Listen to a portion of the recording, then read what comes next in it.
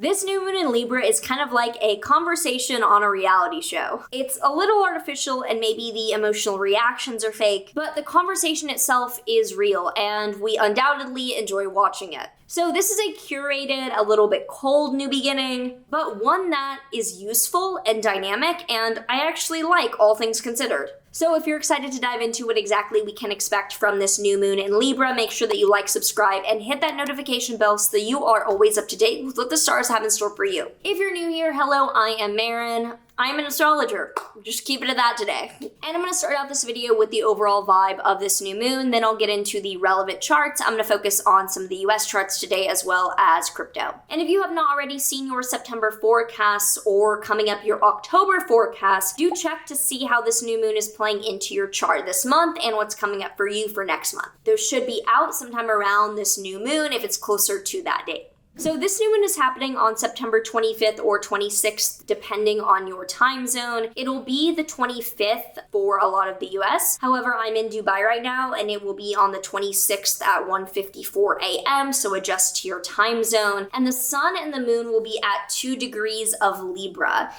which is just a little bit away from my 3-degree Libra moon. So I know a little bit about this area of the sky. And this new moon is a new beginning happening in the first decan of Libra. Now, the decans are the third parts, which add a little bit of texture to what the sign already means. So a refresher on Libra is that Libra is ruled by Venus, a planet of harmony, beauty, and aesthetics. However, Libra is an air sign, meaning that it is masculine or assertive. So it's being assertive in finding harmony, which is socially how it looks for justice, it looks for conflict resolution, it looks for what is the simplest path to make everyone happy, let me lead it. It is also a cardinal sign, meaning that it starts a season, and it's an air sign which brings in the intellect and the social quality as I just described. So this first decan of Libra, or the first 10 degrees technically, is ruled by the moon. So there's a tiny bit of moon rulership here, but having a new moon in a decan ruled by the moon does help, given that planets are most comfortable in signs or decans that do add that rulership to show that, like, yo, this is home here, I'm comfortable.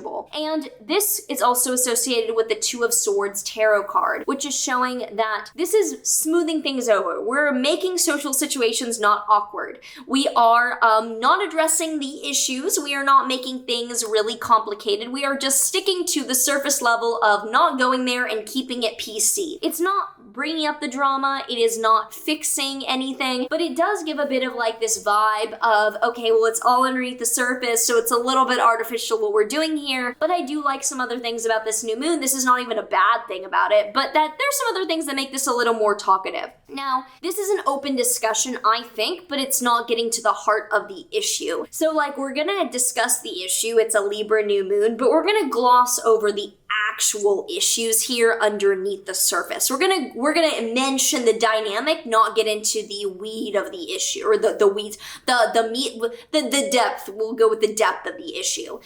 This new moon is opposite Jupiter within 1 degree, and Jupiter inflates, exaggerates, it makes things larger than life, but it can also be very helpful. So I think that while this new moon itself can be a little bit like, we're not gonna go there, this Jupiter opposition is like, look, we're not gonna get into like the drama or the fighting of it, but we are going to expand our discussion and make this a really robust conversation. Venus is also conjunct Mercury retrograde in Virgo. So Mercury, Venus, I've talked about this in the previous new moon when this was there as well. Mercury is the communicator, Venus is the artist, it's beauty. So Mercury conjunct Venus is beautiful. It is great for poetry, for writing, for speaking. And I mean, I have Mercury conjunct Venus. I love that aspect. I think that it makes people very like eloquent speakers. And with Mercury retrograde here, it's kind of like we are going back to resolve something, and Venus is in its fall, which shows that, you know, the harmony of this is kind of getting some criticism, but Mercury is in its exaltation and its home, which shows that the communication aspect is going really well, that we are speaking very directly and very assertively. So it looks like we're looking for a logical solution for multiple parties here that are at odds,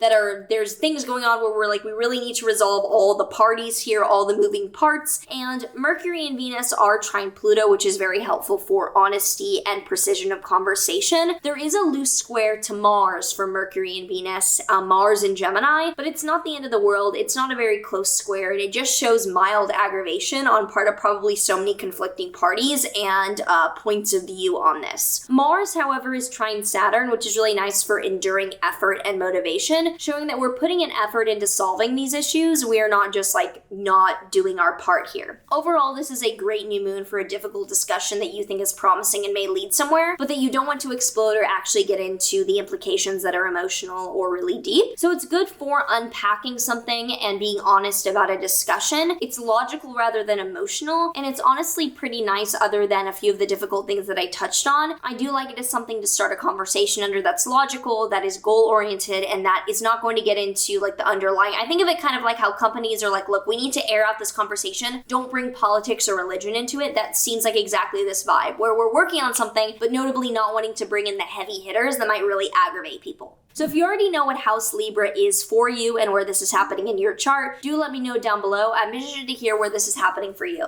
So in the United States' chart, Mars is still very close to the descendant in Uranus, and I've discussed this before, but the 7th house and especially the descendant in the US chart, when activated, are often civil issues or civil fighting around a polarizing issue, and the new moon is right on the United States' midheaven, which refers to outward image or the decisions of a leader. So I wonder if Biden is having an announcement or something that defines him around this time, and that angers the public. It could be a running announcement for 2024, or even saying that he's not running.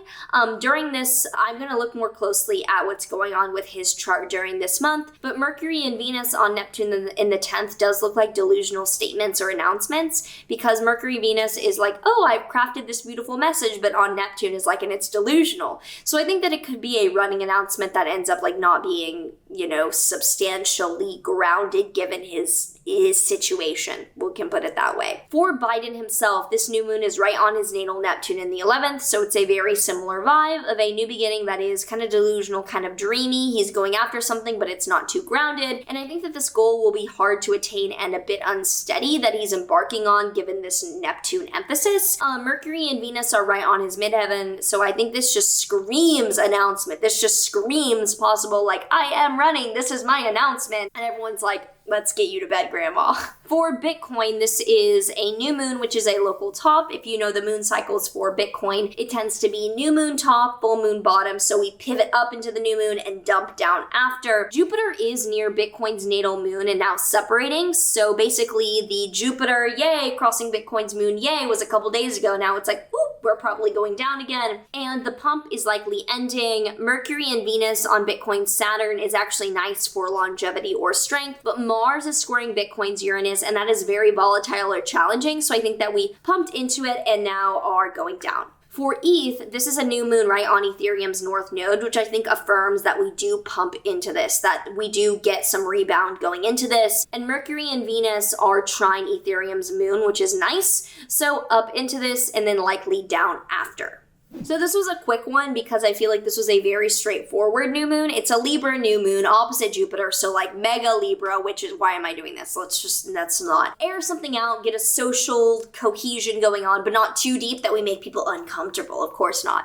So that's basically that, and it's happening in the Libra house in your chart. So look to that area of your life to see where you're mediating something but not going too deep. For me, it's in my 10th house of career, so we'll see what I'm handling at that point. Otherwise, make sure that you like, subscribe, and do let me know down below any thoughts you have. I do read everything, and I want to read what you have to say about this new moon. But beyond that, I hope that you enjoy this new moon, and I will see you in the next one.